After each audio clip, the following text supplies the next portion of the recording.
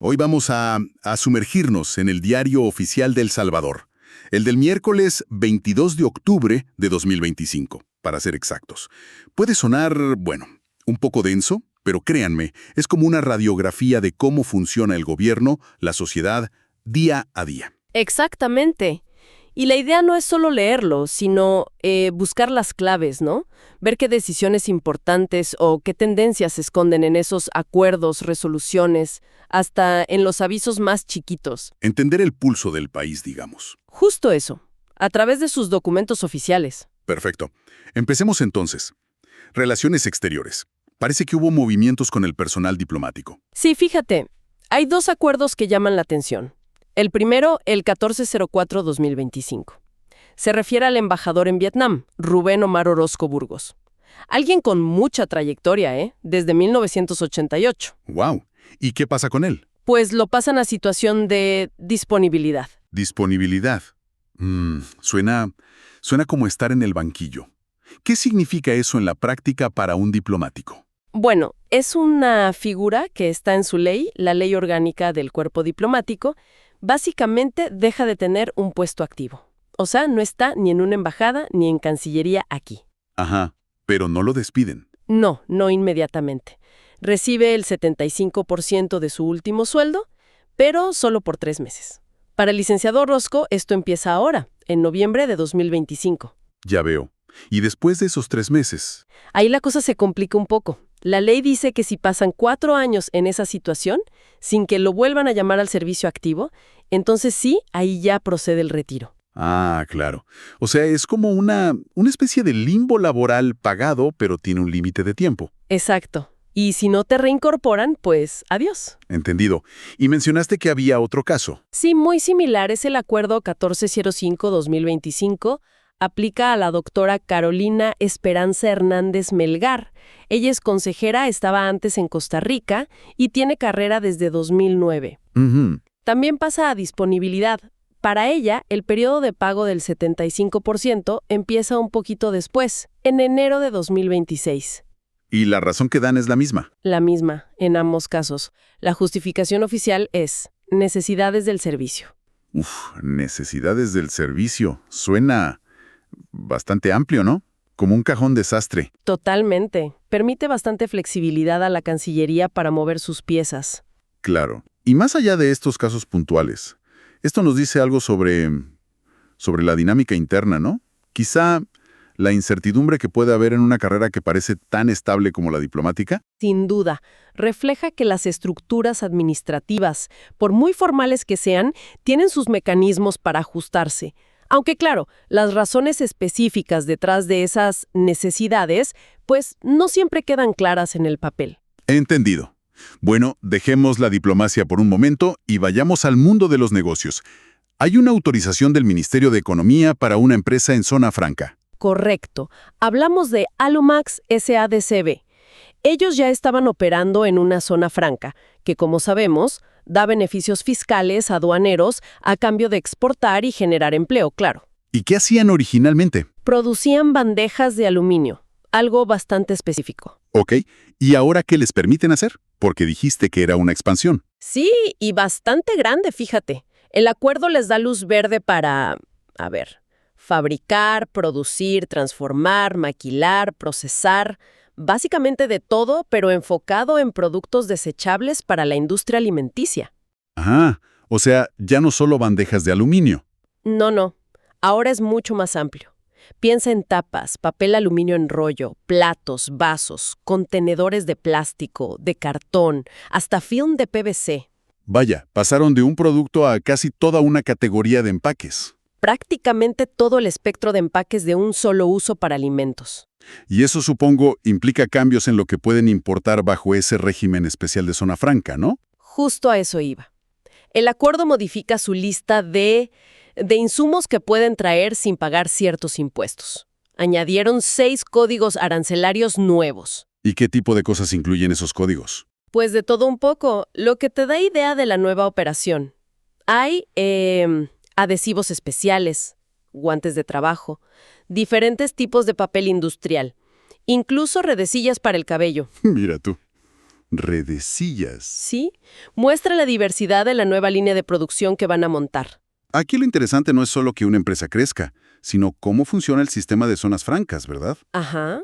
Facilita esa expansión, pero de una forma muy controlada, especificando qué puedes hacer, qué puedes importar. Exacto. Es un buen ejemplo de ese equilibrio que busca el Estado. Atraer inversión, dar flexibilidad, pero sin perder el control fiscal o aduanero. Un microcosmos de la política económica. Justamente. Y el acuerdo menciona explícitamente la coordinación con aduanas, con impuestos internos, todo dentro del marco legal de las zonas francas. Es la regulación excepción. Clarísimo. Bueno, cambiamos de tercio. Vamos a educación y profesiones. El diario oficial también es clave para formalizar estas cosas. Así es. En educación encontramos dos ejemplos bien claros en esta edición. Uno es un acuerdo, el 150973-2025, que reconoce un diploma de bachiller en ciencias obtenido en Panamá ¿Y lo equiparan a qué aquí? al bachiller general salvadoreño. Esto es para efectos académicos, digamos, para poder seguir estudiando aquí si quisiera. Ok, una convalidación. ¿Y el otro? El otro es el acuerdo 151380-2025. Este reconoce una maestría profesional en ciencias de la educación, de Costa Rica. Una maestría. ¿Y con eso ya puede trabajar como maestra aquí, con ese título? Ah, aquí viene el detalle importante. El acuerdo reconoce la validez académica del título. O sea, sí, tienes una maestría válida, pero el mismo acuerdo aclara que eso no es una autorización para ejercer la profesión. Ah, mira qué interesante. Entonces, Pues la persona tiene que hacer otro trámite, ir a la Junta de Vigilancia Profesional que corresponda y solicitar la autorización para ejercer. entiendo. Es una distinción clave. Una cosa es validar los estudios y otra es habilitar para la práctica profesional. Exactamente. Una burocracia, quizás, pero necesaria para mantener ciertos estándares. Supongo que sí. Y hablando de habilitaciones, la Corte Suprema de Justicia también publica cosas en el diario, ¿no? Correcto. En esta edición hay varios acuerdos de la Corte Suprema. En ellos autorizan a diferentes licenciadas en ciencias jurídicas para que puedan ejercer la abogacía. O sea, les dan el permiso final para litigar. Eso mismo. Después de verificar que cumplen todos los requisitos de ley.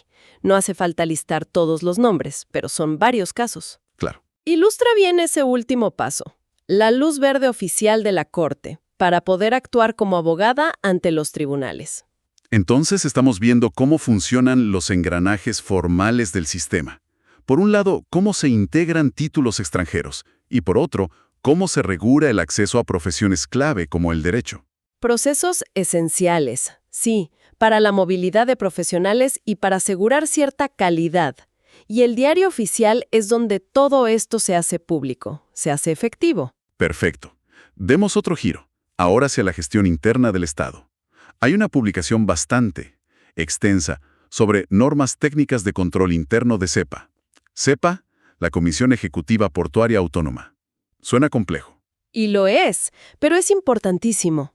Estas normas son como el manual de instrucciones sobre cómo una entidad tan grande y crítica como CEPA, que maneja puertos, aeropuertos, debe controlar sus operaciones internas y gestionar sus riesgos. ¿Y cómo se estructuran esas normas? Pues siguen un marco estándar de control interno que se usa mucho internacionalmente. Se organiza en 5 componentes principales: entorno de control, evaluación de riesgos, actividades de control, información y comunicación y supervisión. Muy estructurado. Pero, ¿qué significa eso en la práctica? ¿Algún ejemplo concreto de lo que dicen esas normas? Claro, por ejemplo, el artículo 110 exige que CEPA elabore y mantenga actualizados planes de contingencia. ¿Planes de contingencia para qué? Pues para asegurar que puedan seguir operando o recuperarse rápido si pasa algo grave, un desastre natural, un fallo técnico masivo, cualquier evento disruptivo. Ah, ok. Continuidad del negocio, básicamente. Exacto. Y otro ejemplo, el artículo 111, que habla de seguridad de la información en sus sistemas tecnológicos. Establece principios básicos como autenticidad, integridad, confidencialidad, no repudio. Cosas esenciales hoy en día, con todo lo digital. Fundamentales. Entiendo. Buscan estandarizar buenas prácticas de gestión, pero ¿qué tan vinculantes son? ¿Dicen algo sobre auditorías o qué pasa si no se cumplen? Bueno, las normas sí establecen responsabilidades. Dicen que la junta directiva es la que supervisa la efectividad general del sistema de control interno, artículo 14. Y también es responsable de aprobar las actualizaciones de estas normas, artículos 173, 174, que además deben ser revisadas por la Corte de Cuentas. La Corte de Cuentas, el auditor del Estado. Exacto. El documento en sí no detalla qué pasa en caso de fallo específico o cómo son las auditorías internas, pero sí crea la estructura de responsabilidad y la obligación de revisión periódica. El objetivo que declaran artículo 4 es alcanzar una seguridad razonable. Reconocen que el control total pues es imposible. Es fascinante ver este nivel de detalle en la regulación interna de una entidad pública. Sugiere un énfasis fuerte en formalizar procesos, en gestionar riesgos y, al menos en teoría, en la rendición de cuentas. Es como asomarse a la maquinaria administrativa. Definitivamente. Muestra ese esfuerzo por implementar marcos de gestión modernos. Aunque, claro, el desafío siempre está en la aplicación real, en el día a día. Por supuesto. Bueno, bajemos ahora de esa escala nacional, de una entidad grande como CEPA, a lo municipal. El diario publica un decreto del municipio de Ahuachapán Sur. ¿De qué va? Es una medida fiscal, pero a nivel local. Es una ordenanza transitoria. Básicamente exonera del pago de intereses y multas sobre los impuestos municipales que la gente deba. Una especie de amnistía temporal. Ah, una amnistía fiscal municipal. Interesante. ¿Y por qué la aprueban? ¿Qué razones dan en la ordenanza? Mencionan varias cosas. Primero, las dificultades económicas que tienen los contribuyentes. Dicen que influenciadas por factores globales. También que han recibido peticiones de la gente pidiendo este tipo de alivio. Ajá. Y claro, también está el interés del propio municipio en mejorar su recaudación. Quieren facilitar que la gente se ponga al día y así, pues, fortalecer las finanzas municipales. Ah, y mencionan algo curioso. Esperan que los residentes en el exterior aprovechen cuando vengan de visita para pagar sus deudas pendientes. Tiene lógica. Una combinación de alivio social y pragmatismo fiscal. ¿Cómo funciona exactamente? ¿Quiénes se pueden acoger y qué tienen que hacer? El beneficio es claro. Te perdonan los intereses y las multas acumuladas. Solo tienes que pagar el impuesto original, lo que llaman el capital. Ok. ¿Y por cuánto tiempo? Está vigente desde el 1 de noviembre de 2025 hasta el 28 de febrero de 2026. Aplica en todo el municipio de Ahuachapán Sur, que incluye varios distritos como San Francisco Menéndez, Jujutla, etc. ¿Y quiénes pueden aplicar? Prácticamente todos los que tengan deudas. Los que ya estaban registrados como morosos, los que no estaban registrados pero aprovechan para inscribirse ahora. Incluso aquellos que habían hecho un plan de pago antes y lo incumplieron pueden volver a acogerse si cumplen las nuevas condiciones. ¿Y hay que pagar todo de una vez? Hay dos opciones. Puedes pagar todo el capital adeudado de un solo golpe. O puedes firmar un convenio de pago. Un convenio. ¿Cómo funciona eso? Si eliges el convenio, tienes que pagar una prima inicial, un adelanto, de al menos el 25% de la deuda. Y el resto lo pagas en cuotas. Pero todo tiene que estar saldado antes de que termine la vigencia de la ordenanza. O sea, antes de fin de febrero de 2026. Entiendo. ¿Y hay alguna garantía para el municipio si haces convenio? Sí, y es importante. Para firmar el convenio, te hacen firmar un documento que tiene fuerza ejecutiva. Fuerza ejecutiva. ¿Qué quiere decir eso en cristiano? Significa que si incumples el convenio, si dejas de pagar las cuotas, el municipio puede usar ese documento para exigirte el pago de la deuda total, incluyendo los intereses y multas que te habían perdonado, de forma mucho más rápida y directa. Ah, claro. Incluso por vía judicial, sin necesidad de empezar un juicio largo desde cero. Es una forma de asegurarse de que cumplas. Entendido. Es una medida muy pragmática entonces. Te doy un respiro, te quito la carga de los intereses, pero me aseguro de que pagues el principal. Y si no cumples, ¡zas! Exactamente. Ofrece un alivio temporal, sí, pero con condiciones bien claras. Busca ese equilibrio entre ayudar al ciudadano en apuros y asegurar los ingresos que necesita el municipio. Un reflejo claro de cómo los gobiernos locales tienen que hacer malabares con las presiones económicas y las necesidades de la gente. Es una herramienta bastante común en la gestión fiscal municipal, sí. Tratan de balancear la capacidad de pago con las necesidades financieras de la administración. Muy bien. Y ya para ir cerrando nuestro análisis, llegamos a la sección quizá la más voluminosa del diario oficial: los carteles oficiales y los carteles pagados. A primera vista parece como un montón de avisos sueltos sin conexión aparente. Puede parecer eso, sí, pero si los miras en conjunto, esta sección es fundamental. Es como el gran tablón de anuncios legal de la sociedad salvadoreña.